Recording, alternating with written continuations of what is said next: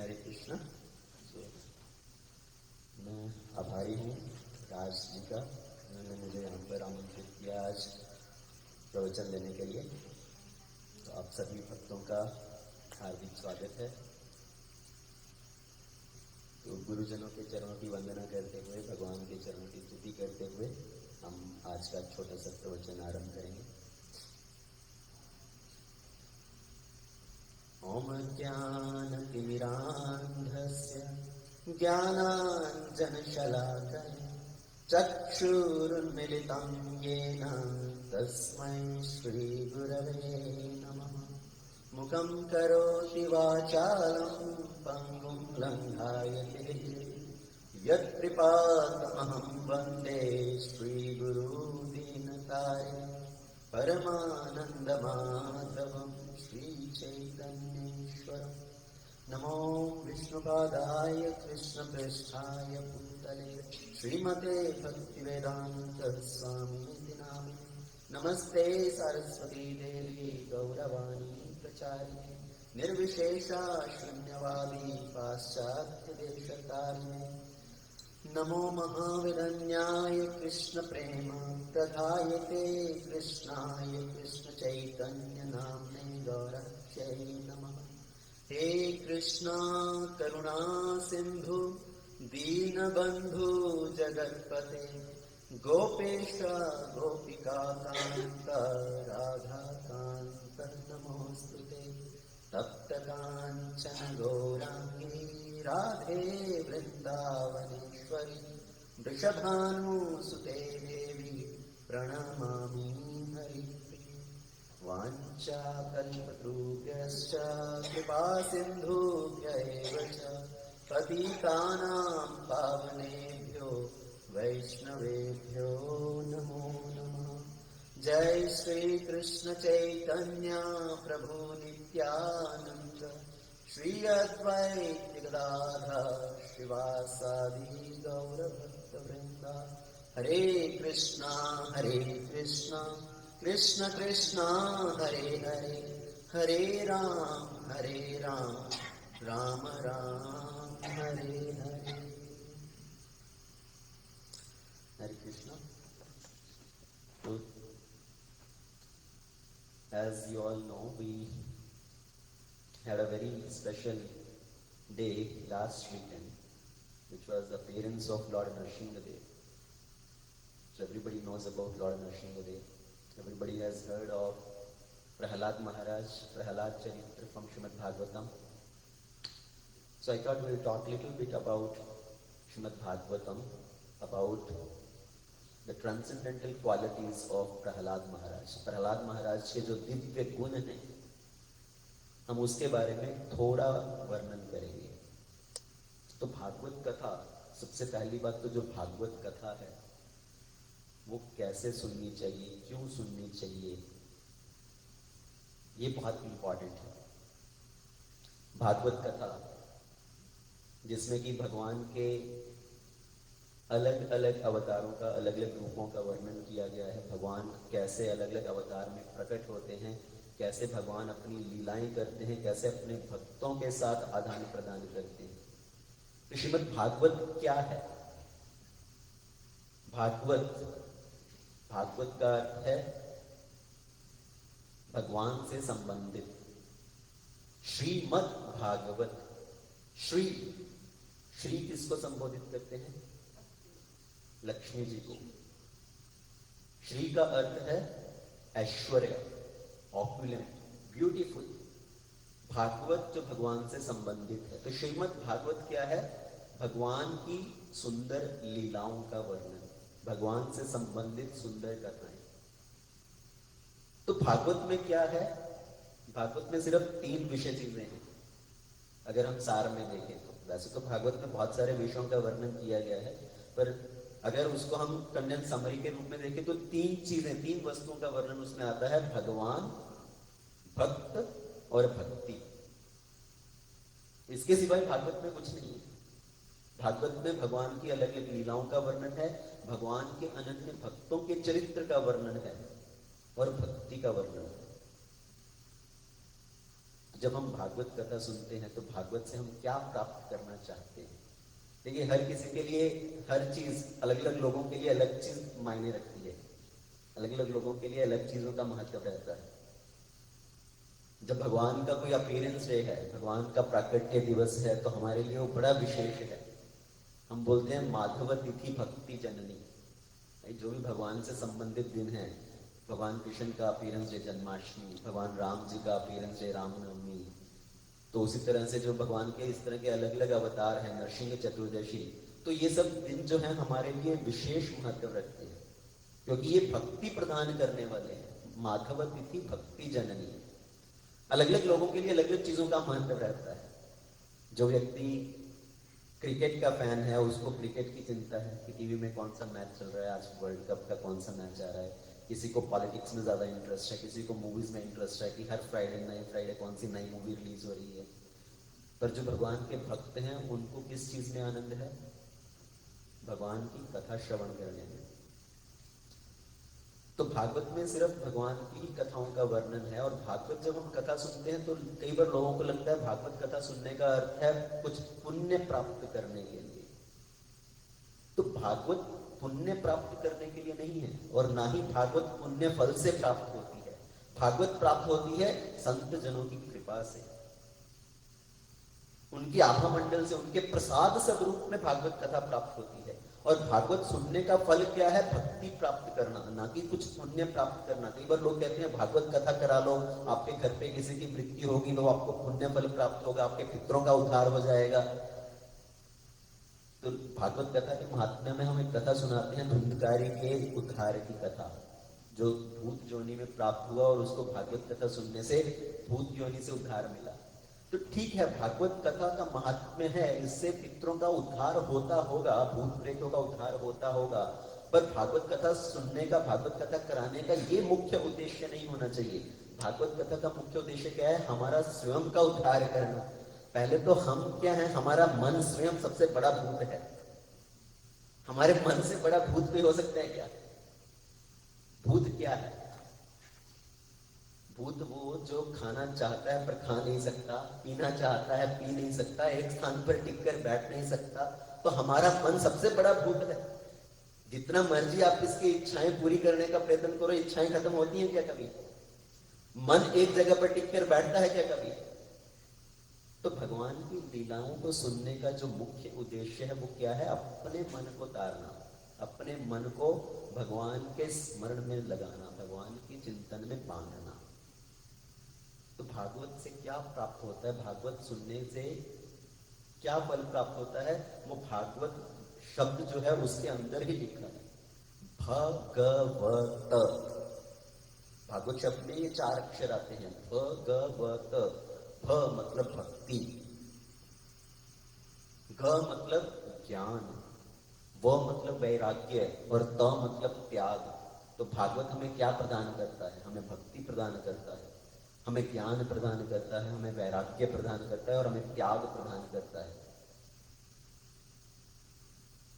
अगर हम अपने जीवन में आनंद प्राप्त करना चाहते हैं, वास्तविक सुख प्राप्त करना चाहते हैं, लोगों को लगता है सुख प्राप्त तब होगा जब हमें कुछ चीज प्राप्त हो जाएगी। अगर हमें इस संसार में कोई वस्तु प्राप्त होगी तब हमें सुख प्राप्त होगा, तो हमें आनंद प्राप्त होगा। पर वास्तव में आनंद सुख कब प्राप्त होगा? जब हम किस चीजों का त्याग करेंगे। और किस चीज का त्याग करना? सबसे पहले तो कौन सी चीज का त्याग करना है? असत संग त्याग यही वैष्णव आचार। असत संग का त्याग करना, गलत लोगों का, गलत वस्तुओं का संग का त्याग करना। असत संग का मतलब ये नहीं कि सिर्फ गलत लोगों का संग। जो लोग गलत काम करते हैं, मदिरा पान करते हैं, अवैध स्त्री संग करते हैं, मांसाहार करते हैं, तो वो गलत संग नहीं, सिर्फ गलत वस्तुओं का संग भी असत्संग माना जाता है। तो असत संग त्याग ही वैष्णव आचार। तो भक्ति प्राप्त करने के लिए इच्छा होनी चाहिए। ज्ञान प्राप्त करने के लिए, ज्ञान प्राप्त कैसे होगा?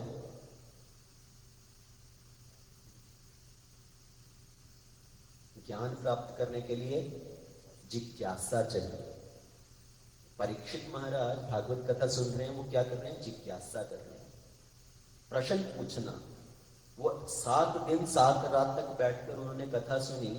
ऐसा नहीं है कि उनको भूख प्यास लग रही है, 2 घंटे कथा सुनने के बाद बोले कि स्वामी जी कब कथा खत्म करेंगे, अभी हमें थोड़ा प्रसाद भी चाहिए, अभी मुझे जाकर थोड़ा विश्राम भी करना है। वो बड़े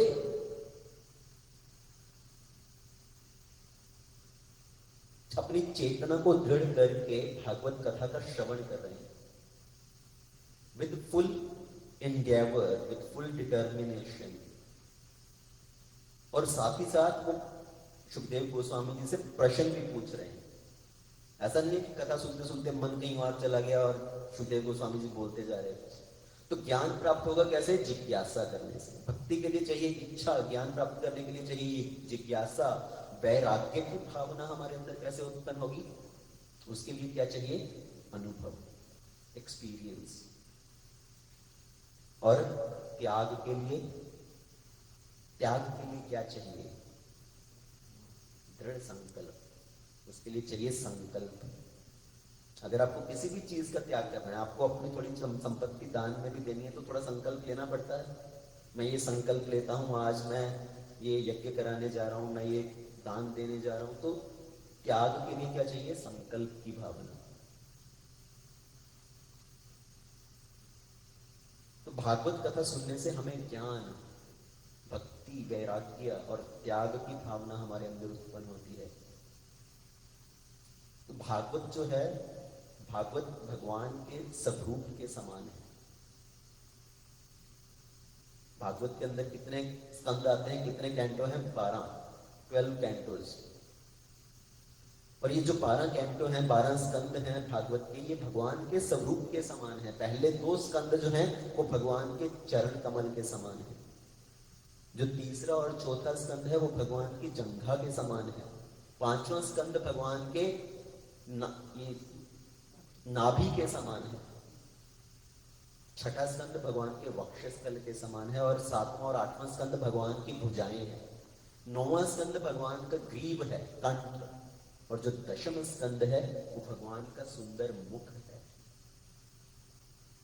11वां स्कंद भगवान का मस्तक है और 12वां स्कंद भगवान का सर है। तो इस तरह से जो भागवत है ये भगवान के स्वरूप के समान है। 10वें स्कंद में भगवान कृष्ण की सुंदर लीलाओं का वर्णन आता है। भगवान कैसे प्रकट हुए, भगवान ने कैसी बाल लीलाएं की, कैसे असुरों का संहार किया, भगवान की बड़ी सुंदर लीलाओं का वर्णन आता है। तो जो 10वां स्कंद है वो भगवान के सुंदर मुख के समान है। पर उस तक पहुंचने के लिए पहले 9 स्कंद पार करने पड़ते हैं, तब हम भगवान की सुंदर लीलाओं में प्रवेश करते हैं, तब हम भगवान की सुंदर लीलाओं को समझ सकते हैं। आपके चेहरे का सबसे इंपॉर्टेंट पार्ट क्या है? हमारे शरीर का सबसे इंपॉर्टेंट पार्ट क्या है? मैंने ऑलरेडी उत्तर दे दिया। तो हमारा जो फेस है, हमारा जो चेहरा है, हमारे शरीर का सबसे इंपॉर्टेंट पार्ट है, जो हमारी आइडेंटिटी रिवील करता है। अगर आपको आपके पासपोर्ट पे फोटो लगानी है, आपका पासपोर्ट साइज फोटो लगाना है, तो आप पासपोर्ट पे किस चीज का फोटो लगाते हो? आपके शरीर का, आपके फेस का, क्योंकि वो आपकी आइडेंटिटी बताता है। तो वैसे ही जो 10वां स्कंद है भागवत का, वो भगवान के मुख के समान है। वो भगवान की सुंदर लीलाओं में हमें लेकर जा रहा है। पर वहां तक पहुंचने के लिए पहले 9 स्कंद हमें पार करने चाहिए, क्योंकि भगवान की सुंदर लीलाओं का श्रवण करने के लिए, उसके अंदर प्रवेश करने के लिए पहले हमारे अंदर डिटर्मिनेशन की भावना उत्पन्न होनी चाहिए। जब हम ध्रुव चरित्र सुनते हैं, जब हम प्रहलाद चरित्र सुनते हैं, तब हमें हमारे हृदय के अंदर ये डिटर्मिनेशन की भावना, ये दृढ़ संकल्प की भावना, भगवान के ऊपर पूर्णतः जो सरेंडर की भावना है, भगवान के ऊपर निर्भर होने की भावना, ये हमारे अंदर उत्पन्न होती है। तो भगवान इस संसार के अंदर क्यों आते हैं? कोई बताना चाहेगा भगवान इस संसार में क्यों आते हैं? भक्तों के भाव पूरे करने के लिए के कोई अन्य? भगवान क्यों आते हैं संसार के अंदर? क्यों अवतार ग्रहण करते हैं? असुरों का संहार करने के लिए, धर्म की स्थापना करने के लिए, भक्तों का लाड़ लगाने के लिए। ये सब सही चीजें हैं।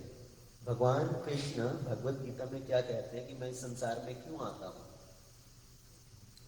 परित्राणाय साधूनां विनाशाय च दुष्कृतां धर्म संस्थापनार्थाय संभवामि युगे युगे। मैं युग युग के बाद इस संसार में आता हूं। क्यों? परित्राणाय साधूनां, अपने भक्तों की रक्षा करने के लिए, उनका उद्धार करने के लिए। विनाशाय च दुष्कृतां, असुरों का संहार करने के लिए। धर्म संस्थापनार्थाय, धर्म की स्थापना करने के लिए। तो भगवान ये सब कारण बता रहे हैं, पर ये वास्तविक कारण नहीं है, ये सब बाहरी कारण है। भगवान के संसार में आने के ये सब बाहरी कारण है। क्या भगवान को भक्तों की रक्षा करने के लिए स्वयं आने की जरूरत है? भगवान तो अपने धाम में बैठकर भगवान भक्तों की रक्षा कर रहे हैं। प्रहलाद महाराज के ऊपर कितने कितने संकट आए, पर भगवान उस समय उसके साथ तो नहीं थे। भगवान एकदम से तो प्रकट नहीं हो गए। प्रहलाद के ऊपर कितने कितने संकट आए। प्रहलाद को पहाड़ की चोटी से फेंका गया, प्रहलाद को अस्त्र शस्त्रों से मारने का प्रयत्न किया गया, उनको हाथी के पैर के तले कुचलवाने का प्रयत्न किया गया, उनको विष खिलाया गया, उनको अग्नि के अंदर फेंका गया, उनको सांप के कुंड के अंदर फेंका गया, जलते हुए उबलते हुए तेल के अंदर उनको डाला गया। तो कितनी तरह से उनको मारने का प्रयत्न किया गया, पर भगवान हमेशा उनकी रक्षा कर रहे थे। कैसे? भगवान अपने नाम के माध्यम से प्रहलाद की रक्षा कर रहे थे। तो भगवान का नाम भक्त की रक्षा कर सकता है, भगवान को स्वयं आने की आवश्यकता नहीं है। हम देखते हैं शास्त्रों में कितने कितने ऐसे भक्त हैं जिन्होंने भगवान के नाम का सहारा लिया और भगवान उनकी रक्षा कर रहे हैं। कलयुग में तो भगवान के नाम का जप ही एकमात्र साधन है। कली काले नाम रूपे कृष्ण अवतार, कहते हैं भगवान कलयुग में अपने नाम के रूप में अवतीर्ण हुए। कलयुग केवल नाम आधार, सुमर सुमर उतरे नर पार। कलयुग में भगवान के नाम का जप करने से जीव का उद्धार हो सकता है, वो इस भव सागर से पार हो सकता है, भगवान के धाम में वापस जा सकता है। तो भगवान का नाम भक्त की हमेशा रक्षा कर रहा है, तो भगवान को उसके लिए स्वयं आने की आवश्यकता नहीं है। और राम जी क्या कहते हैं? सन्मुख होए जीव मोहि जब ही, जन्म कोटि अघनाश ही तब ही। जीव के करोड़ों करोड़ों जन्म के जो पाप हैं एकदम से नष्ट हो जाएंगे जैसे ही जीव मेरी ओर सन्मुख होता है। अभी सन्मुख होने का मतलब क्या है? सन्मुख होने का मतलब क्या है? सन्मुख होने का मतलब भगवान की तरफ देखना। जैसे मैं आपकी तरफ देख रहा हूं तो मैं आपके सन्मुख हूं, अगर मैं आपके दूसरी तरफ देख रहा हूं तो ये विमुख हो गया। तो सन्मुख का एक तो मतलब है कि भगवान की तरफ देखना। तो अगर हम भगवान के विग्रह के सामने आकर खड़े हो जाएं, भगवान का दर्शन कर रहे हैं, तो क्या वो भगवान के सन्मुख होने के बराबर है? एक दृष्टि से तो है, from one point it is, but it is not just standing in front of deity and looking at deity. Our mind may be somewhere else. Actual meaning of being सन्मुख, भगवान के प्रति सन्मुख होने का जो वास्तविक अर्थ है वो क्या है? भगवान का चिंतन करना, भगवान के ऊपर अपना मन लगाना। इसलिए भगवान को कहना पड़ा मन मना भव मद भक्तो मद याजी मम नमस्कुरु माम एवश्यासी सत्यम ते। तो मैं तुम्हें सब पापों से मुक्त कर दूंगा, तुम क्या करो? मुझ में अपने मन को लगाओ। और अपने मन को हम भगवान में कैसे लगा सकते हैं? भगवान के नाम जप करने से। कि मन, जो मन शब्द है उसी के अंदर भगवान के प्रति शरणागति का सब जो राज है वो छुपा हुआ है। मन के आगे आप न लगा दो तो क्या बनता है? नमन। तो भगवान को नमन करना, भगवान को प्रणाम करना। मम नमस्कुरु, भगवान बोले ना मुझे नमस्कार करो, मुझे प्रणाम करो। तो मन के आगे न लगा दिया तो नमन हो गया, भगवान को नमन करना। और मन के पीछे न लगा दिया तो क्या होगा? मनन, भगवान का मनन करना। और वो मनन कैसे करते हैं हम? भगवान के नाम जप के द्वारा, भगवान की कथा श्रवण के द्वारा। तो भगवान को नमस्कार करना, भगवान की कथा श्रवण करना, भगवान के नाम का जप करना, उसके द्वारा हम भगवान की शरणागति लेते हैं। तो प्रहलाद ने भगवान की शरणागति कैसे ली? भगवान के नाम जप के द्वारा। तो भगवान का नाम उसकी हमेशा रक्षा कर रहा था, भगवान को स्वयं आने की आवश्यकता नहीं है। और फिर दूसरा कारण, विनाशाय च दुष्कृताम, असुरों का संहार करने के लिए। तो क्या वास्तव में भगवान को असुरों का संहार करने के लिए आने की आवश्यकता है? भगवान अपने धाम में बैठे बैठे किसी को हार्ट अटैक दे दे, वो 1 मिनट में मर जाएगा, तो बैठे बैठे भगवान उसकी एक नर्व टेढ़ी कर दें तो चल फिर नहीं सकता, वो बिस्तर पे लेट जाएगा, तो उसके लिए भी भगवान को आने की आवश्यकता नहीं है। और फिर धर्म की स्थापना करने के लिए, तो धर्म की स्थापना करने के लिए भी भगवान को आने की आवश्यकता नहीं है। भगवान अपने पार्षद को भेजते हैं, संत जनों को इस संसार के अंदर भेजते हैं, गुरुजनों को भेजते हैं, अपने शास्त्र भेजते हैं उनके द्वारा, जिससे धर्म की स्थापना होती है। तो भगवान के आने का जो मुख्य कारण है वो क्या है? तो भागवत के अंदर ही इसका जो मुख्य कारण है उसका वर्णन किया गया है। वो मुख्य कारण क्या है? अनुग्रहाय भक्तानां मानुषं देहिमास्थिता भजते तादृशी क्रीड़ा यश्रुत्वा तत्परो भवे। अनुग्रहाय भक्तानां, अपने भक्तों के ऊपर विशेष अनुग्रह करने के लिए भगवान इस संसार में अवतार ग्रहण करते हैं, अपनी विभिन्न लीलाएं करते हैं। उन लीलाओं को देखकर भगवान हम जैसी जीवात्माओं को अपने प्रति आकर्षित करते हैं। तो भगवान की लीलाओं को सुनकर, भगवान की लीलाओं को देखकर हमारा आकर्षण बढ़ता है कि नहीं भगवान की तरफ? तो इसलिए भगवान आते हैं, अपनी लीलाएं करते हैं, हमें अपनी तरफ आकर्षित करने के लिए। तो ये मुख्य कारण है। भजते तादृशी क्रीड़ा या श्रुत्वा तत्परो भवे, जिसको सुनने से हम भगवान की ओर आकर्षित होते हैं। देखिए, भगवान नरसिंह देव करोड़ों साल पहले आए, पर आज तक भगवान के भक्त का, प्रहलाद जी का चरित्र का हम वर्णन करते हैं, भगवान नरसिंह देव के प्राकट्य दिवस का, उनकी लीला का वर्णन करते हैं।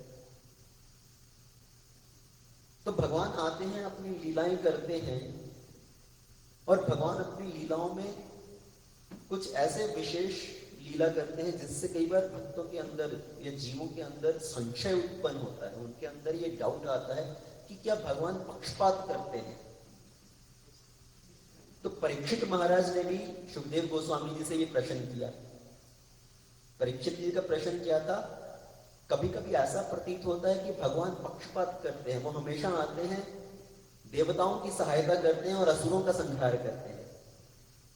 तो भगवान की असुरों के प्रति क्या शत्रुता, क्यों उनका संहार करते हैं? तो आप पक्षपात क्यों करते हैं? तो क्या वास्तव में भगवान पक्षपात करते हैं? इस संसार में हम लोग देखते हैं कि कोई व्यक्ति बहुत अमीर है, कोई गरीब है, कोई सुंदर है पर कोई कुरूप है, किसी के पास बहुत सारी फैसिलिटीज हैं, किसी के पास कुछ भी नहीं है। तो क्या ये भगवान का पक्षपात है? भगवान ने एक विशेष सिद्धांत बनाया है इस संसार के अंदर, और वो सिद्धांत क्या है? कर्म का सिद्धांत। कर्म का सिद्धांत क्या है?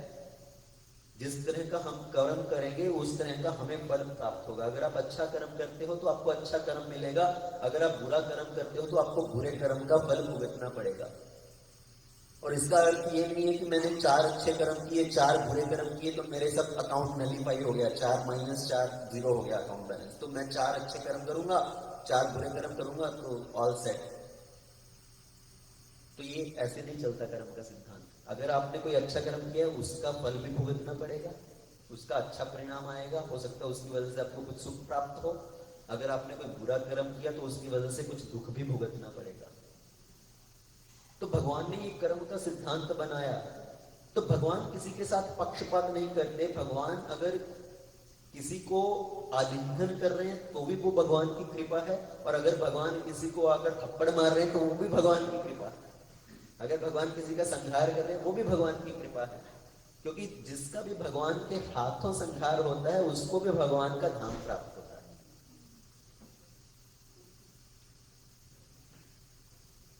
तो कई बार जब भगवान क्रोध भी करते हैं तो वो भी भगवान की कृपा है। देखिए, इस संसार में हम लोग भगवान को भूल कर इस संसार के अंदर भटक रहे हैं। आप तो सब भगवान के अच्छे भक्त हो, माला जप करते हो, तो आप भगवान को भूले नहीं हो। अभी हम उस लाइन में लग गए हैं जहां पर हम भगवान को याद कर सके। पर इस संसार में लोग क्यों आए हैं? क्योंकि हम भगवान से विमुख हुए। हम भगवान को भूलकर इस संसार के अंदर आए और हम इस संसार के अंदर भटक रहे हैं। हमारी जो बुद्धि है वो एक तरह से भ्रमित हो चुकी है। हम अपनी जो स्मरण शक्ति है उसको भूल चुके हैं कि हम वास्तव में कौन है, भगवान के साथ हमारा क्या संबंध है। जैसे अगर किसी व्यक्ति का एक्सीडेंट हो जाए, उसकी कई बार क्या होता है, उसकी याददाश्त चली गई, तो अपनी याददाश्त खोने की वजह से वो भूल चुका है कि मेरा असली घर कहाँ पर है, मेरे असली माता पिता कौन है। वो किसी अन्य जगह को अपना वास्तविक घर समझने लगता है, कुछ अन्य लोगों को ही अपने परिवार समझने लगता है और बस वहीं पर रहने लगता है। तो उसके असली परिवार वाले ढूंढते हुए आते हैं, उसको याद दिलाने की कोशिश करते हैं कि अरे बेटा तुम हमारे परिवार के सदस्य हो, वो तुम्हारा असली घर है। पर उसकी याददाश्त चली गई है, तो उसको डॉक्टर के पास लेकर जाते हैं। डॉक्टर कहता है इसकी स्मरण शक्ति आपको वापस लेकर आनी है, तो आप इसको पुरानी जो इसकी यादें हैं, पुरानी जो चीजें हैं उसका स्मरण दिलाओ। इनको कुछ ऐसी फोटोग्राफ्स दिखाओ, कुछ ऐसी जगह पर लेकर जाओ ताकि उसकी जो स्मरण शक्ति है वो याददाश्त तक वापस आ जाए। अगर फिर भी उसकी याददाश्त वापस नहीं आए तो डॉक्टर क्या करता है, उसको शॉक ट्रीटमेंट देता है, उसको बिजली का करंट लगाता है। तो हम सब भी क्या है, इस संसार में अपनी याददाश्त भूल चुके हैं। वास्तव में भगवान के धाम में थे, पर हम यहाँ पर इस संसार में भटक रहे हैं और भगवान हमें अपनी याददाश्त वापस दिलाने का प्रयत्न कर रहे हैं। कैसे? शास्त्रों के माध्यम से। तो ये शास्त्र क्या है? ये वैकुंठ की झांकियां हैं, हमें वैकुंठ का दर्शन दिखा रहे हैं। संत जनों के माध्यम से, कथा के माध्यम से हमें ये वापस समझाने का, याद दिलाने का प्रयत्न कर रहे हैं कि हम भगवान से संबंधित हैं वास्तव में। पर जब हम फिर भी भगवान की ओर सन्मुख नहीं होना चाहते तो क्या करते हैं, भगवान इस संसार में कष्ट भी प्रदान करते हैं। वो क्या है? शॉक ट्रीटमेंट के बराबर है। तो इस संसार में हर कोई भटक रहा है और भगवान हमें अपनी तरफ आकर्षित करने का प्रयत्न कर रहे हैं। इसलिए भगवान सुंदर सुंदर लीलाएं करते हैं। और जब हम भगवान की लीलाओं का वर्णन करते हैं, जैसे आज हम थोड़ा भगवान की नरसिंह लीला का वर्णन करने का प्रयत्न कर रहे हैं, तो जब भगवान की लीला का वर्णन करते हैं तो उसमें क्या है? भगवान की लीला में भक्त की लीला का वर्णन है। जब हम प्रहलाद चरित्र का वर्णन करते हैं तो उसमें 4 मुख्य भाग हैं। पहला भाग क्या है? प्रहलाद जी के जो दिव्य गुण हैं, ट्रांसेंडेंटल क्वालिटीज ऑफ प्रहलाद महाराज, उसका वर्णन। दूसरा, प्रहलाद जी के द्वारा जो शिक्षाएं प्रदान की गई, प्रहलाद जी अपने सहपाठियों को शिक्षा दे रहे हैं। प्रहलाद जी की आयु क्या है? 5 वर्ष की आयु, मात्र 5 वर्ष की। यहाँ पर कोई बच्चे ऐसे हैं जो 5 वर्ष की आयु में हो? कुछ बच्चे बैठे हैं यहाँ पर जो 5-7 वर्ष की आयु के होंगे। तो प्रहलाद महाराज अपने सहपाठियों को भगवान का ज्ञान प्रदान कर रहे हैं, भक्ति का ज्ञान प्रदान कर रहे हैं। अपने पिता को, असुर राज हिरण्यकाशिपु को वो ज्ञान प्रदान कर रहे हैं। तो जो दूसरा भाग है वो है प्रहलाद जी की शिक्षाएं। तीसरा भाग क्या है? प्रहलाद जी के ऊपर जो इतनी यातनाएं दी गई, उनके ऊपर जो इतने कष्ट दिए गए, उनको मारने का प्रयत्न किया गया। और जो चौथा भाग है इस पूरे प्रहलाद चरित्र का, नरसिंह लीला का, वो है प्रहलाद महाराज के द्वारा भगवान की स्तुति। किस तरह से उन्होंने भगवान की स्तुति की, कैसे उन्होंने भगवान को प्रार्थनाएं की। तो प्रहलाद जी का जो दिव्य चरित्र है, जो उनके अंदर गुण है, अगर हम थोड़ा उनके ऊपर वर्णन करें, जैसे मैंने कहा दशम स्कंद तक जाने से पहले हमें ये बाकी सब स्कंद पार करने पड़ते हैं ताकि हमारे अंदर ये सब गुण उत्पन्न हो सके, भगवान को समझने के लिए, भगवान के प्रति दृढ़ विश्वास उत्पन्न हो सके। तो जो पहला प्रहलाद जी का गुण है वो है निर्वैर्य। निर्वैर्य मतलब जिसका कोई शत्रु नहीं, अजात शत्रु। प्रहलाद जी को जब उनके गुरुकुल में शिक्षा दी जा रही थी, उनको क्या सिखाया जा रहा था? तुम्हारा ये मित्र है, तुम्हारा वो शत्रु है, इसको तुम्हें अपना मित्र मानना चाहिए, उसको तुम्हें अपना शत्रु मानना चाहिए। प्रहलाद जी ने कहा नहीं, मेरा कोई मित्र नहीं है, कोई शत्रु नहीं है, मेरा कोई शत्रु नहीं है, सब मेरे मित्र ही हैं। तो निर्वैर्य। तो इस संसार में हमें कैसे रहना चाहिए? बिना किसी के प्रति शत्रुता का भाव लिए, बिना किसी के प्रति द्वेष का भाव लिए। क्योंकि जो द्वेष है वही हमारे इस संसार में बंधन का सबसे बड़ा कारण है। इच्छा द्वेष समुत्थेन द्वंद्व मोहेन भारत, भगवत गीता में भगवान कह रहे हैं, भगवत गीता के 7वें अध्याय में 27वां श्लोक, कि इस संसार में बंधन का कारण ही क्या है? हमारी इच्छाएं और दूसरों के प्रति द्वेष की भावना। कोई हमसे अधिक प्रगति कर रहा है तो हमें उसके प्रति द्वेष की भावना उत्पन्न हो रही है, उसके साथ कंपैरिजन की भावना है, उसके साथ कंपटीशन की भावना है। जो हमारी चेतना है हमें उसको बड़े अच्छे से प्रोटेक्ट करके रखना है भगवान में लगाने के लिए। पर अगर हमारी चेतना में ये सब चीजें आ रही हैं तो ये चेतना के कैंसर के समान है, कैंसर फॉर द कॉन्शियसनेस। किस तरह की गलत भावनाएं? ये दूसरों के साथ कंपटीशन की भावना, दूसरों के प्रति क्रिटिसिज्म की भावना, उनकी निंदा करना, दूसरों के साथ कंपैरिजन करने की भावना, उनके साथ तुलना करने की भावना। तो किसी को अपने शत्रु न समझना, सबको अपना सुहृद समझना, सबको अपना मित्र समझना, ये प्रहलाद जी का पहला दिव्य गुण। और दूसरा दिव्य गुण प्रशांताय, इज वेरी पीसफुल, बहुत शांत है। एक तो होता है शांत, जब सब कुछ सामान्य है, आपके आसपास सब परिस्थितियां सामान्य हैं, उस परिस्थिति में आप शांत रह सकते हो। पर जब आपके आसपास बड़ा अशांत वातावरण हो, आपके ऊपर बहुत सारे कष्ट डाले जाएं, उस परिस्थिति में भी अगर आप शांत रहो तो उसको कहते हैं प्रशांत, प्रकष्ट रूपेण शांत।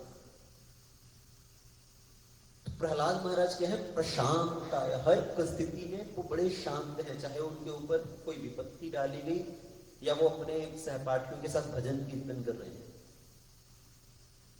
तो इस संसार में हमारे साथ भी क्या होता है, जब थोड़ी विपत्ति आती है, जब थोड़ा सा भी संकट आता है, थोड़ी भी प्रॉब्लम आती है लाइफ में, तो हम घबरा जाते हैं, हम भगवान के ऊपर निर्भरता को भूल जाते हैं।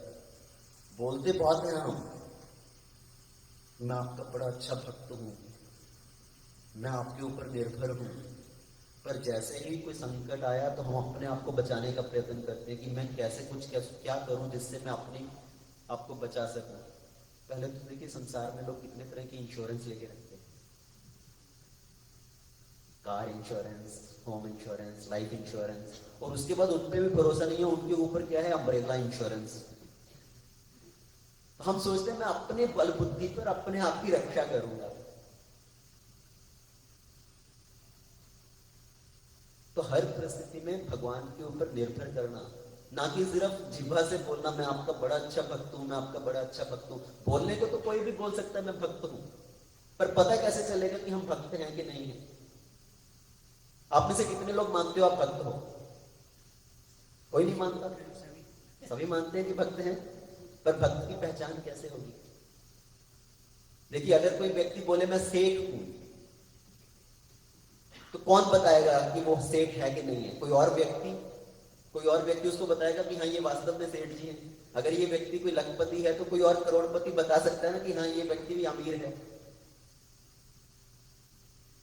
अगर कोई व्यक्ति बोले मैं बड़ा सुंदर हूं, दर्पण के सामने खड़ा होकर बोले मैं सुंदर हूं, तो कोई और व्यक्ति होना चाहिए जो इस बात की प्रकाष्ठा कर सके कि हाँ ये व्यक्ति वास्तव में सुंदर है।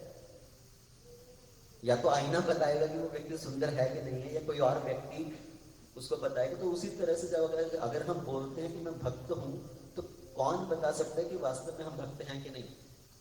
तो भगवान स्वयं उसकी परीक्षा करते हैं कि वो व्यक्ति भक्त है कि नहीं। और भगवान क्या कह रहे हैं, कौन है मेरा भक्त? भगवान का भक्त कौन है वास्तव में? जो हर परिस्थिति में भगवान को याद रखता है। जैसे ही हम भगवान का नाम स्मरण करते हैं, भगवान के बारे में सुनते हैं, तो हमारे अंदर भाव उत्पन्न हो, तब हम कह सकते हैं कि हम भगवान के भक्त हैं। देखिए बहुत सारे लोग आते हैं, लेक्चर सुनते हैं, प्रवचन सुनते हैं, कथा सुनते हैं, पर कथा सुनने का जो कथा कैसे सुनी जानी चाहिए वो भी हमें पता होना चाहिए। कितने तरह के लोग कथा सुनने आते हैं पता आपको? कितने तरह के लोग प्रवचन सुनते हैं? कुछ तो लोग आते हैं, कथा में बैठते हैं, कथा सुनते हैं, फिजिकली वो वहां पर बैठे हैं, शारीरिक रूप से बैठे हैं, पर मन कहीं और भ्रमण कर रहा है, मन से वहां पर नहीं है। दूसरी तरह का जो श्रोता है वो कौन है? आते हैं, सुनते हैं, एक कान से जाता है, दूसरे कान से बाहर जाता है।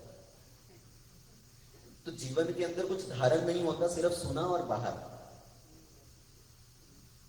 तो उनकी परिस्थिति कैसे है? आए, सुने, और जब कथा खत्म हुई उठे और अपने कपड़े झाड़ के चल दिए।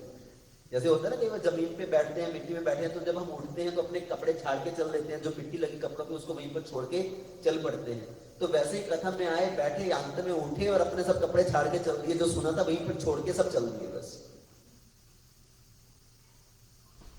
और अगली तरह का श्रोता क्या है? कथा सुनते हैं, एक कान से अंदर जाती है, पर कान से अंदर जाके वो दिल में जाने के बजाय दिमाग पे चढ़ जाती है, उसका असर दिमाग पे चढ़ जाता है। उनको लगता है मैं बड़ा ज्ञाता हूं, मुझे बहुत नॉलेज हो गया, अभी मैं जाके दूसरों को बताऊंगा, दूसरों को ज्ञान दे लूंगा। तो घमंड बढ़ता है। पर जो कथा सुनने का असली उद्देश्य है वो है, कथा सुनते हैं, एक कान से प्रवेश करती है और हृदय में उतरती है। हृदय में उतरकर क्या होता है? हमारे अंदर परिवर्तन आता है। हमारे जो लाइफस्टाइल है, हमारे जो जीवन शैली है, उसको हम बदलते हैं, उसको भक्ति में ढालने का प्रयत्न करते हैं।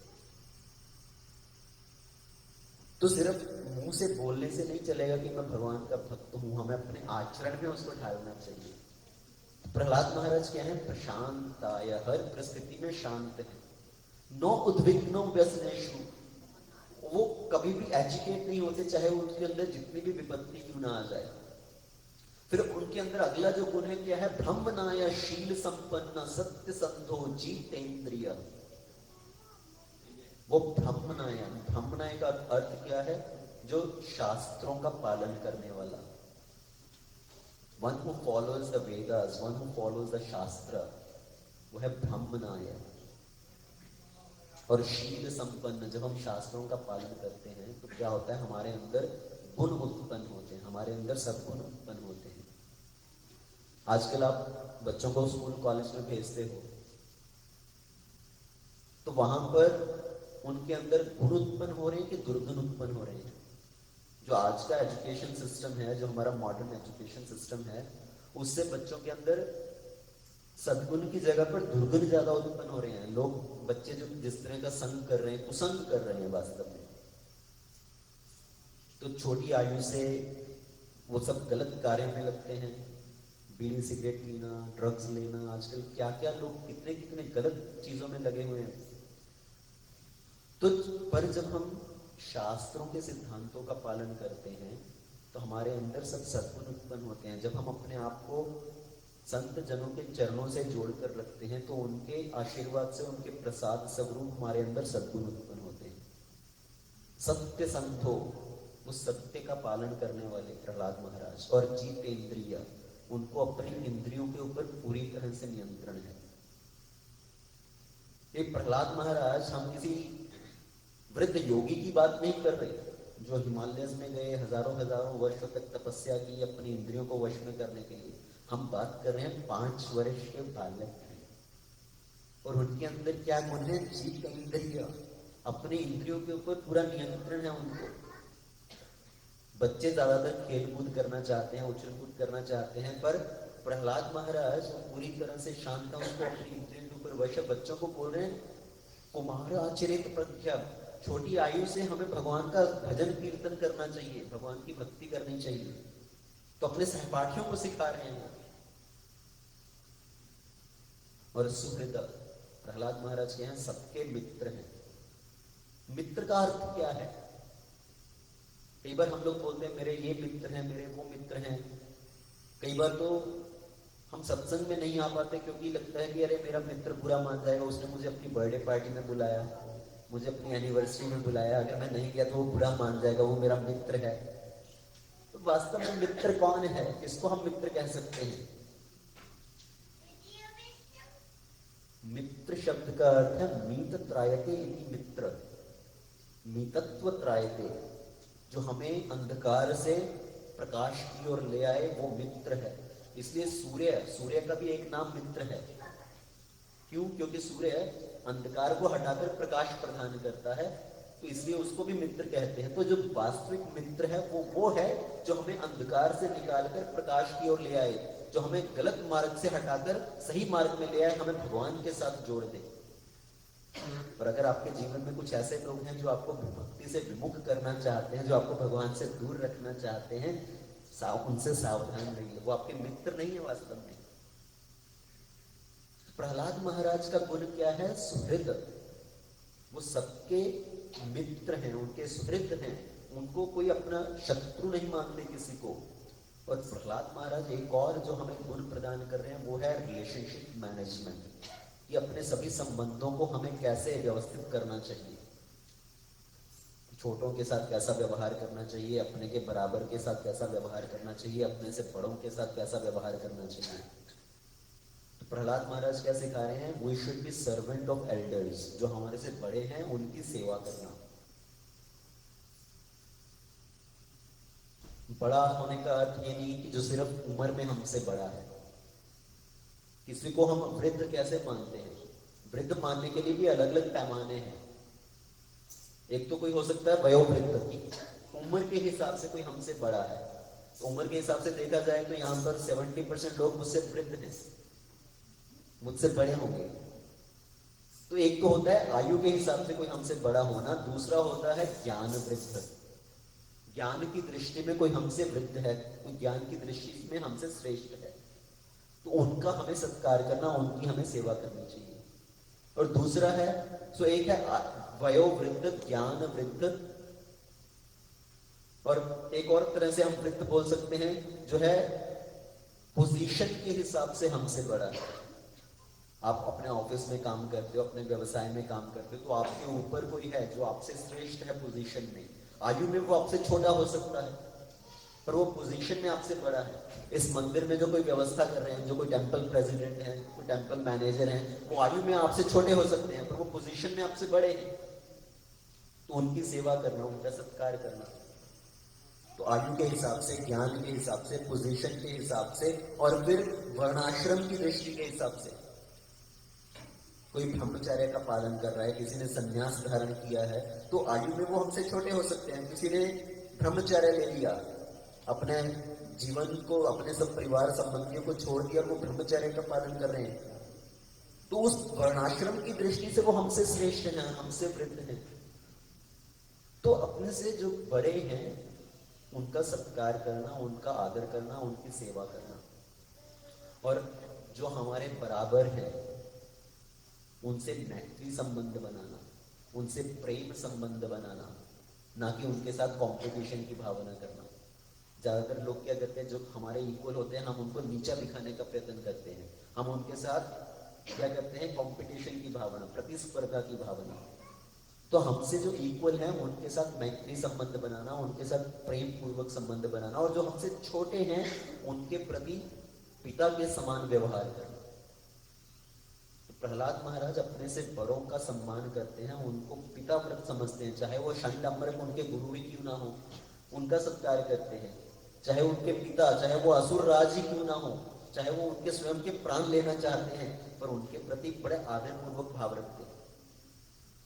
तो उनके जो सहपाठी हैं सब उनके प्रति मित्र पूर्वक व्यवहार करते हैं। और जब प्रहलाद महाराज राजा बने तो अपनी पूरी प्रजा को अपने पुत्रवत प्रेम करते हैं। तो ये है रिलेशनशिप मैनेजमेंट, ये संसार में हमें कैसे रहना चाहिए। और फिर प्रहलाद महाराज के जो और दिव्य गुण हैं, जो भगवान के प्रति उनका व्यवहार है, वो क्या है? एक तो है मान स्तंभ विवर्जिता, उनके प्रति ना तो अहंकार की भावना है कि मैं इतने बड़े कुल में मेरा जन्म हुआ, मैं इतना सुंदर शरीर है, मेरे पास इतने सब ऐश्वर्य हैं, तो इन सब चीजों को लेकर उनके अंदर ये मान दंभ की भावना नहीं है। मान स्तंभ विवर्जिता। हमारे अंदर क्या होता है, जब हमारे पास कुछ पोजीशन होती है, कुछ पावर होती है, जब हमारा किसी अच्छे परिवार में जन्म हुआ है, हमारे पास कुछ सुविधाएं हैं, तो हमारे अंदर अहंकार की भावना आती है। पर जब जब किसी के अंदर अहंकार की भावना आई, वही अहंकार उनके पतन का, उनके विनाश का कारण बना। हिरण्यकशिपु के अंदर अहंकार की भावना है, उसने समझा कि मैं बड़ा शक्तिशाली हो गया हूं, कोई मुझे अभी मार नहीं सकता। हिरण्यकशिपु ने इतना तप किया, 60,000 वर्षों तक तप किया। उसके परिणाम स्वरूप ब्रह्मा जी से क्या क्या वरदान मांगे। पहले तो ब्रह्मा जी से वरदान मांगना चाहता था कि मुझे अमर बना दो, मेरी कभी मृत्यु ना हो। ब्रह्मा जी ने बोला बेटा मैं खुद ही अमर नहीं हूं, मैं तुम्हें अमर कैसे बना दूं, मुझे भी मरना पड़ेगा। तो हिरण्यकशिपु ने सोचा मैं ब्रह्मा जी से लपेट कर वरदान ले लेता हूं अपनी बुद्धि का प्रयोग करके। ब्रह्मा जी को बोला अच्छा ऐसा वरदान दो कोई अस्त्र शस्त्र से मैं ना मरूं, किसी जीव जंतु से ना मरूं, ना ही किसी मनुष्य से, ना ही किसी जानवर से, ना ही गंधर्व से, ना ही देवताओं से। तो पूरी 84 लाख योनियां उसने गिना दी कि मैं इनसे किसी से ना मरूं, ना दिन में मरूं ना रात में मरूं, ना घर के अंदर मरूं ना बाहर मरूं, ना धरती पर ना आकाश में ना पानी में। तो पूरी तरह से सब परमुटेशन कॉम्बिनेशन लगा दिए। उसके अंदर अहंकार की भावना है कि मैं बड़ा शक्तिशाली हो गया। पर क्या हुआ वास्तव में? अंत में भगवान प्रकट हुए खंबे के अंदर से, उसके वक्ष को फाड़कर उसके प्राण निकाल दिए। तो जो हमारा अहंकार है वही हमारे पतन का कारण बनता है। रावण को भी अहंकार हुआ। रावण ने बोला सोचा मैं सर्वश्रेष्ठ हूं, मेरे पास सोने की लंका है, पर उसकी सोने की लंका इतनी बड़ी सेना किसी काम की नहीं है। भगवान ने आकर उसका पूरा संहार कर दिया। तो जो अहंकार की भावना है वो किसके समान माना जाता है उसको? जैसे दीमक होता है, दीमक जानते हैं, लकड़ी के अंदर से ही दीमक उत्पन्न होता है और उसी लकड़ी को खा जाता है। तो उसी तरह से अहंकार हमारे अंदर से ही प्रकट होता है, हमारी ही किसी चीज की वजह से, कि मेरे पास सुंदरता है, मेरे पास ऐश्वर्य है, मेरे पास पोजीशन है, पावर है। तो हमारे अंदर से यह अहंकार दीमक की तरह उत्पन्न होता है और हमें पूरा नष्ट कर देता है। तो प्रहलाद महाराज के चरित्र से क्या सीखने को मिल रहा है?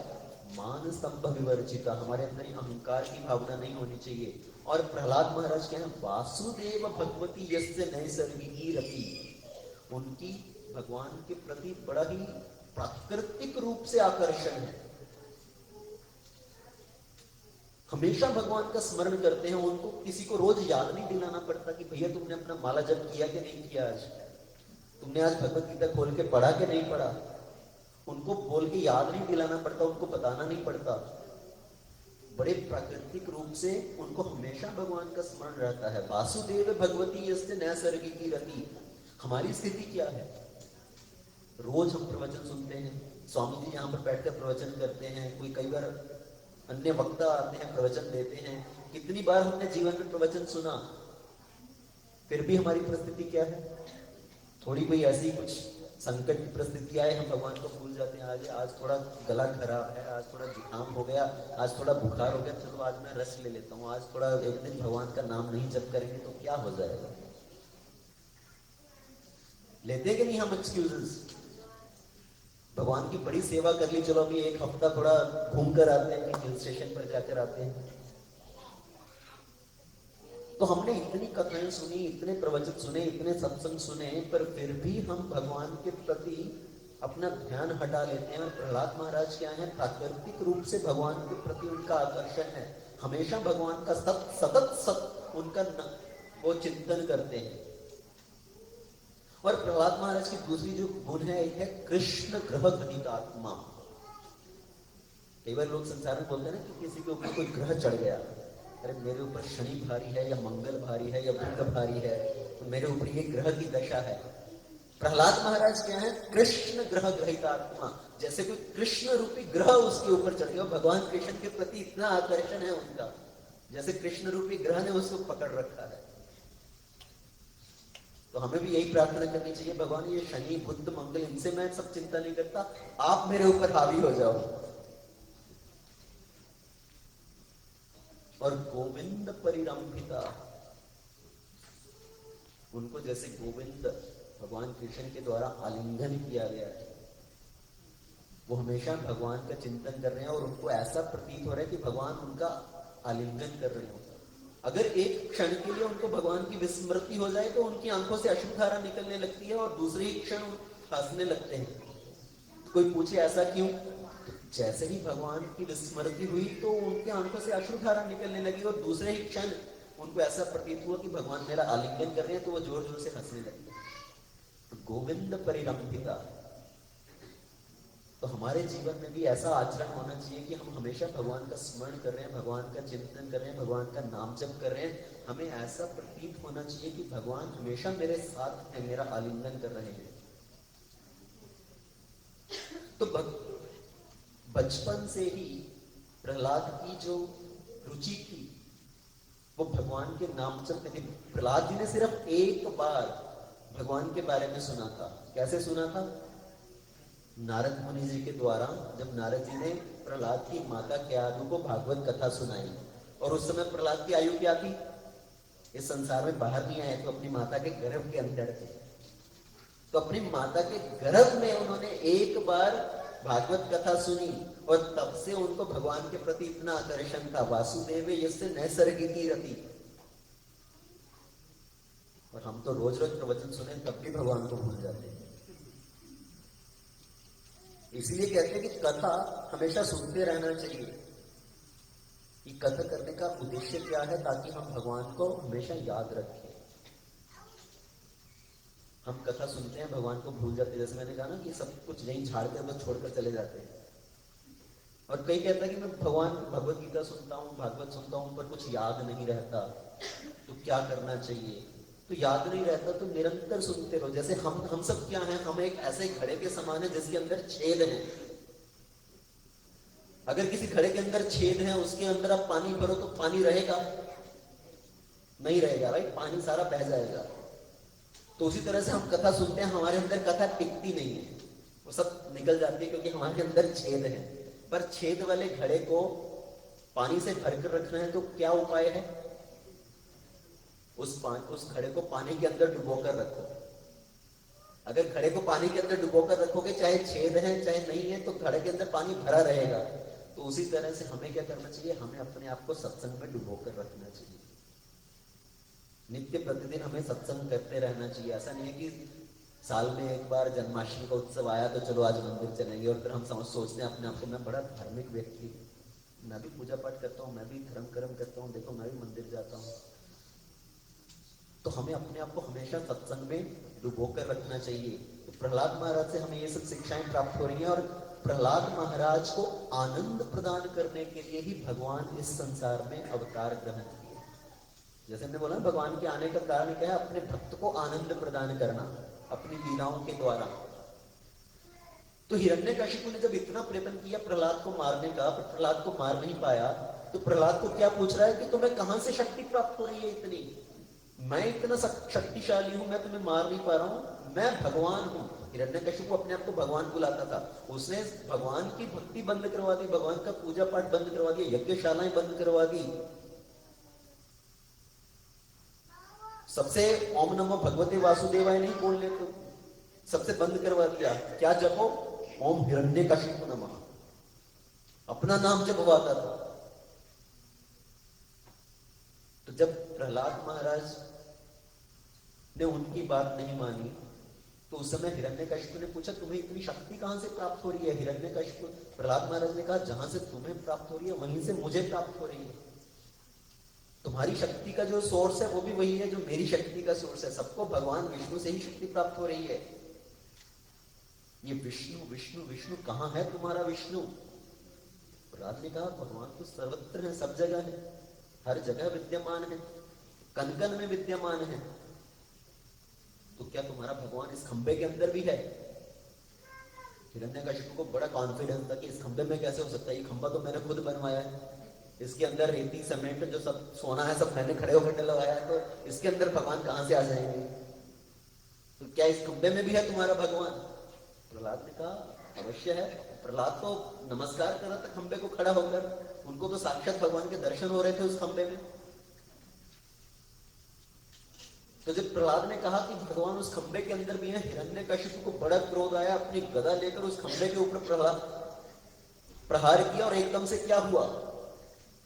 सत्यम विधातुम निज भृत्य भाषितुम व्याप्तिं च भूतेषु अखिलेषु चात्मनः अदृश्यताकाय अद्भुत रूप उद्भवन् सतंभे सभायां न मृगम न मानुषम सत्यम विधातुम निज धृत्य भाषितुम। अपने सेवक के वचन को सत्य करने के लिए भगवान उस खंबे के अंदर से प्रकट हो गए। बोलो नृसिंहदेव भगवान की जय। तो भगवान उस खंबे के अंदर से प्रकट हुए और किस रूप में? आधा मनुष्य और आधे सिंह के रूप में, नर सिंह। तो भगवान आते हैं अपने भक्तों को आनंद प्रदान करने के लिए अपनी लीलाओं के द्वारा। और हिरण्यकशिपु ने भगवान के साथ युद्ध करना शुरू किया। भगवान तो हिरण्यकशिपु के साथ ऐसे खेल रहे हैं जैसे एक बालक लट्टू के साथ खेलता था। लट्टू पता है ना लट्टू क्या होता है? बच्चा एक लट्टू को फेंकता है, लट्टू इधर उधर जाता है। तो भगवान हिरण्यकशिपु के साथ ऐसे खेल रहे हैं, उसको कभी उठाकर इधर पटक रहे हैं, फिर से भाग कर आता है भगवान के पास लड़ने के लिए, फिर से उठाकर कभी उधर पटक रहे हैं।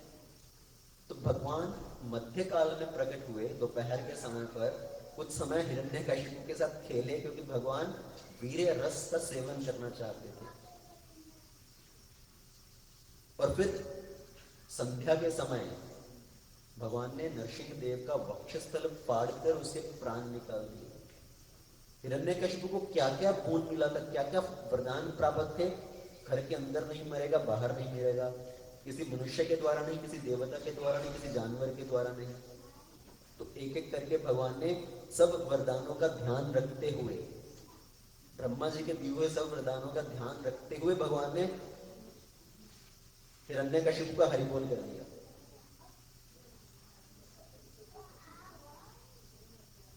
तो इसीलिए जब हम भगवान की कथा श्रवण करते हैं, उसका जो उद्देश्य है वो है भगवान के ऊपर दृढ़ विश्वास उत्पन्न करना। देखिए भगवान अपने वचन की चिंता नहीं करते कि मेरा वचन टूट जाएगा, पर भगवान अपने भक्त का वचन टूटने नहीं देते। महाभारत में भी हमने देखा भीष्म पितामह ने प्रतिज्ञा की, मैं तुमसे शस्त्र उठवाकर रहूंगा। भगवान ने प्रतिज्ञा ली थी मैं शस्त्र नहीं उठाऊंगा इस युद्ध में, पर अपने भक्त के वचन की रक्षा करने के लिए भगवान ने अपना वचन तोड़ दिया। इसलिए अर्जुन से क्या कहते हैं कि तुम ये घोषणा करो कि मेरे भक्त का नाश नहीं होता। भगवान ने स्वयं घोषणा क्यों नहीं की कि लोग मेरे ऊपर तो अविश्वास कर सकते हैं कि ये तो प्रतिज्ञा करके भूल जाते हैं, पर अपने वचन, भक्त के वचन को हमेशा पूरा करते हैं। तो हे अर्जुन तुम ये घोषणा करो, कौन्तेय प्रतिजानीहि न मे भक्त्यः प्रणश्यति। हे कुंती पुत्र तुम ये घोषणा करो मेरे भक्त का कभी नाश नहीं होता। तो अर्जुन से ये घोषणा करवा रहे। इसलिए भक्त, इतने इतने भक्तों ने भगवान की स्तुति में क्या बोला? जिनके चरण कमल कमला के करतल से न निकलते देखा, उनको गोकुल की करील कुंजन में नंगे पैर चलते देखा। प्रबल प्रेम के पाले पड़कर प्रभु को नियम बदलते देखा। अपना मान टले टल जाए, भक्त का मान ना टलते देखा। प्रबल प्रेम के पाले पड़कर, अपने भक्त के प्रेम से वशीभूत होकर भगवान अपना नियम बदल देते हैं। अपना मान टले टल जाए, अपना मान चाहे छोड़ना पड़े भगवान को, पर भक्त का मान कभी टलने नहीं देते। तो इसलिए भगवान को अर्जुन को कहते हैं कौन्तेय प्रतिजानीहि न मे भक्त्यः प्रणश्यति। तो हमें भगवान के ऊपर ये पूर्णतः विश्वास होना चाहिए, भगवान हमेशा हर परिस्थिति में मेरी रक्षा करेंगे।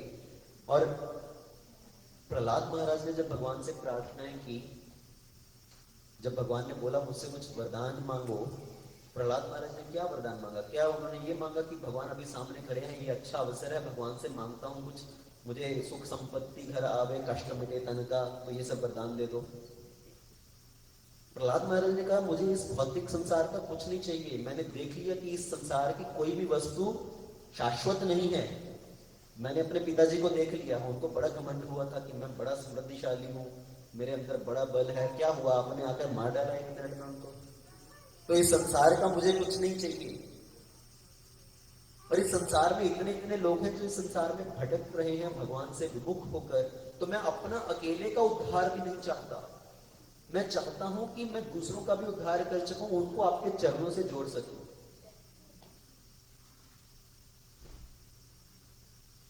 तो इसीलिए हमें चाहिए कि हम स्वयं भक्ति में लगे और हम दूसरों को भी भक्ति में लगाने का प्रयत्न करें। हम स्वयं भगवान के साथ जुड़े और दूसरों को भी भगवान के साथ जोड़ने का प्रयत्न करें। आप में से बहुत लोग होंगे जो हमेशा दूसरों को निमंत्रण देते हैं कि मंदिर में आइए, सत्संग में आइए, कथा में आइए। तो वो क्या है? वो दूसरों को भगवान के साथ जोड़ने का प्रयत्न है। श्रीमान चैतन्य महाप्रभु जी अपनी शिक्षाओं में क्या बताते हैं? भारत भूमि पे होइले मनुष्य जन्म जार, जन्म सार्थक करी करो परोपकार। भारत भूमि पे अगर किसी का जन्म हुआ है तो वो बड़ा भाग्यशाली है। पहले भी ये मनुष्य शरीर प्राप्त करना ही बहुत बड़ा भाग्य है। कितने लोग आप मानते हैं इस बात को कि ये मनुष्य शरीर बड़ा दुर्लभ है, ये बड़े भाग्य से हमें प्राप्त हुआ है, और इस मनुष्य शरीर को हमें ये व्यर्थ के काम में नहीं गंवाना चाहिए। ये एक हमारे पास बड़ा सुंदर अवसर है भगवान के धाम में वापस जाने का। दुर्लभ मानुषो देहो देही नाम क्षण भंगुर, तत्रापि दुर्लभम मन्ये वैकुंठ प्रिय दर्शनम। तो ये मनुष्य शरीर मिलना ही बड़ा दुर्लभ है, और उससे भी ज्यादा दुर्लभ है वैष्णवों का संग प्राप्त होना, भक्तजनों का संग प्राप्त होना। उसके बाद भगवान तो बड़े सुलभ है, भगवान बड़ी सुलभता से मिल जाते हैं। भगवान कभी नहीं कहते कि मैं बड़ा दुर्लभ हूं। दुर्लभ तो ये मनुष्य जीवन है, क्योंकि इस मनुष्य जीवन में ही हम भगवान को समझने का प्रयत्न कर सकते हैं। इसलिए वेदांत सूत्र का जो फर्स्ट सूत्र है, जो प्रथम सूत्र है, वो क्या है? अथतो ब्रह्म जिज्ञासा। अभी तुम्हें ये मनुष्य शरीर मिला है, इसलिए तुम जिज्ञासा करो। क्या जिज्ञासा करें? क्या हमें ये जिज्ञासा करनी चाहिए मेरा घर कहाँ है, मेरा परिवार कहाँ है, मेरी पत्नी कहाँ है, मेरे बच्चे कहाँ है, मेरा भोजन कहाँ है, मेरा पलंग कहाँ है? अरे ये सब तो जानवर भी करते हैं। जानवर भी अपने परिवार में रहते हैं, जानवर भी आहार करते हैं, जानवर भी सोते हैं, जानवर भी अपनी रक्षा करते हैं। तो मनुष्य में और जानवर में क्या भेद हुआ? ज्ञानेन हीन पशु भी समाना। अगर हम ये जिज्ञासा नहीं करते कि मेरा जीवन का वास्तविक उद्देश्य क्या है, तो हम जानवर के समान हैं। इसलिए मनुष्य शरीर पाकर हमें भगवान के प्रति आगे बढ़ने का प्रयत्न करना चाहिए और दूसरों को भी भगवान से जोड़ने का प्रयत्न करना चाहिए। भारत भूमि पे होइले मनुष्य जन्म जार, जन्म सार्थक करी करो परोपकार। तो यहाँ पर दो चीजें हैं। एक तो पहले अपने जन्म को सार्थक करो। अपना जन्म सार्थक कैसे होगा? जब हम भगवान का नाम जप करते हैं, हरे कृष्णा कृष्ण कृष्ण हरे हरे, हरे राम राम राम हरे हरे। और दूसरा है कर परोपकार, दूसरों के ऊपर परोपकार करना। और वो परोपकार क्या है? ये नहीं है कि कोई भूखा है उसको खाना खिला दिया, कोई बीमार है उसको दवाई दे दी। ठीक है, वो अच्छा कार्य है, वो पुण्य का कार्य है, पर सबसे बड़ा परोपकार है किसी को भगवान के साथ जोड़ना। तो हमारे साधना के दो भाग हैं। जो हम अपनी साधना करते हैं उसके दो भाग हैं। एक तो हम अपना नाम जप करते हैं, हम कथा श्रवण करते हैं, वो है स्वयं का उद्धार, जन्म सार्थक करें। और फिर दूसरों को भगवान के साथ जोड़ना, वो है कर परोपकार। दूसरों को भी भगवान के बारे में बताना। आपने आज जो भी सुना, आपको जितना याद रहे दूसरे को बताओ। उससे क्या होता है? एक तो आपके स्वयं के मन में वो चीज स्ट्रॉन्ग बनेगी, उसका आपको चिंतन रहेगा। कोई आपने कहानी सुनी, अच्छी कहानी सुनी, उसको भगवान के बारे में कोई कथा सुनी, उसको दूसरों को सुनाओ। तो वो है कर परोपकार। तो श्रीमान चैतन्य महाप्रभु अपनी शिक्षाओं में यही बता रहे हैं। जैसे प्रहलाद महाराज के अपने वरदान में क्या मांग रहे हैं? मैं सिर्फ यही चाहता हूं कि मैं दूसरों को आपके चरणों के साथ जोड़ सकूं। तो भगवान नरसिंह देव से हमें यही प्रार्थना करनी चाहिए कि हमारी भक्ति के मार्ग में जो भी विघ्न है, हमारी भक्ति के मार्ग में जो भी रुकावटें हैं, आप उन रुकावटों को दूर कीजिए। और साथ ही साथ भगवान से ये प्रार्थना करनी चाहिए कि जैसे आपने अपने तीखे नाखूनों से हिरण्यकशिपु का वक्षस्थल चीरकर उसके प्राण निकाल दिए, मेरा हृदय चीरकर इसके अंदर जितने बड़े बड़े राक्षस बैठे हैं, आप उन राक्षसों का संहार कीजिए। कौन से राक्षस बैठे हैं हमारे हृदय के अंदर?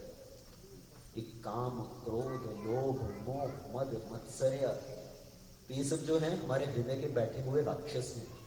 भगवान नरसिंहदेव से हमें यही प्रार्थना करनी चाहिए कि आप मेरा हृदय चीर कर इन राक्षसों का वध कीजिए, मेरी भक्ति के मार्ग में जो विघ्न है आप इनको दूर कीजिए। भगवान ने प्रहलाद महाराज को उठाकर अपनी गोद में बिठाया और भगवान प्रहलाद के सर पर अपना हाथ रख रहे हैं। भगवान नरसिंहदेव के हाथ कैसे हैं? बीच में से तो बड़े कोमल हैं और बाहर क्या है, लंबे लंबे नाखून हैं। तो भगवान अपने भक्त के सर पर जब अपना हाथ रखते हैं तो जो नाखून है वो बाहर की ओर इशारा कर रहे हैं। तो भगवान क्या बता रहे हैं कि तुम चिंता मत करो, मेरा जो कर कमल है वो तुम्हारे सर के ऊपर है और जो ये नाखून है वो बाहर तुम्हारे और आने वाले जितने भी विपदाएं हैं, तुम्हारे और आने वाले जितने संकट हैं उनको नाश करने के लिए।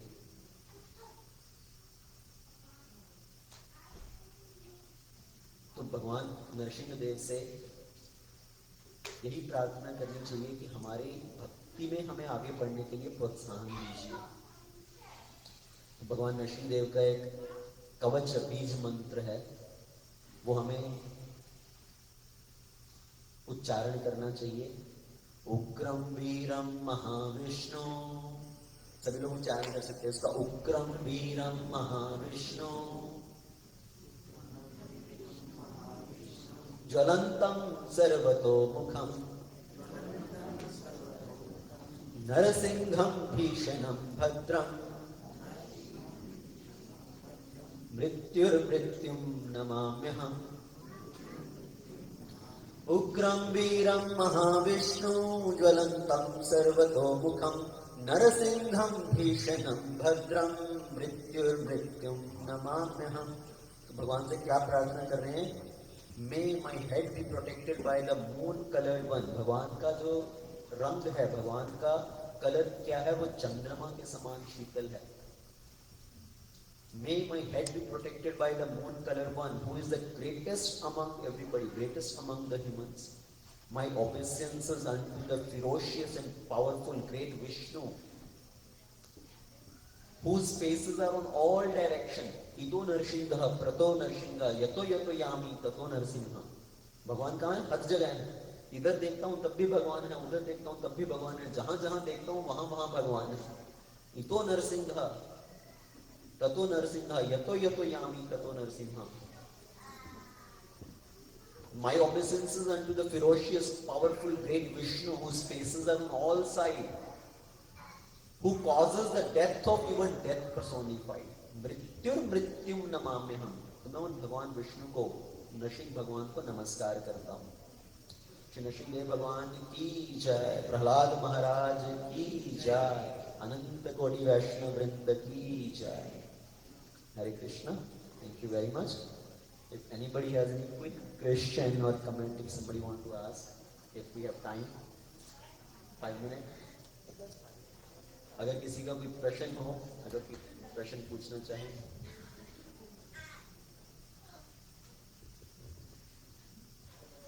okay, no questions. So either everything went on top of head or went deeply inside the heart. I don't know which situation is that. So hopefully went inside the heart. जय स्वामीनारायण, जय श्री कृष्ण।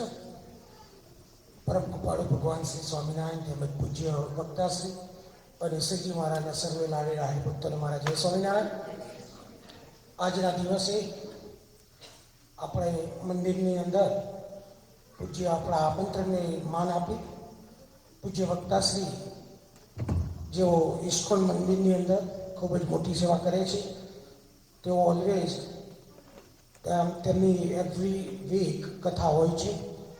તેમને રિક્વેસ્ટ કરી હતી તો તેઓ આપણે લાભ આપવા માટે પધાર્યા છે। તો આજના દિવસે જેઓને ખૂબ જ સુંદર રીતે આપણને શ્રીમદ ભાગવત કથાની આપણને રસપાન કરાવી, તો આપણે એકવાર જોરદાર તાલીઓથી એમનો આભાર માનીશું। સાથે સાથે એમને આપણે फूल प्रसाद फूलमाला और साल के साथ हम उनका अभिनंदन भी करेंगे। तो आज के दिन के लिए जो आज के सत्संग के यजमान परम भगवतीय कीर्तन भाई और सुधीर भाई अत्रे इधर व्यासपीठ के पास पधारेंगे और पूज्य वक्ता श्री का आभार प्रकट करेंगे।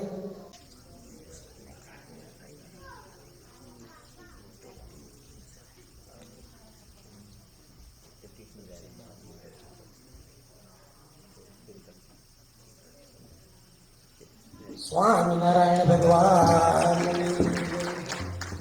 કૃષ્ણ કનૈયા લાલ કી.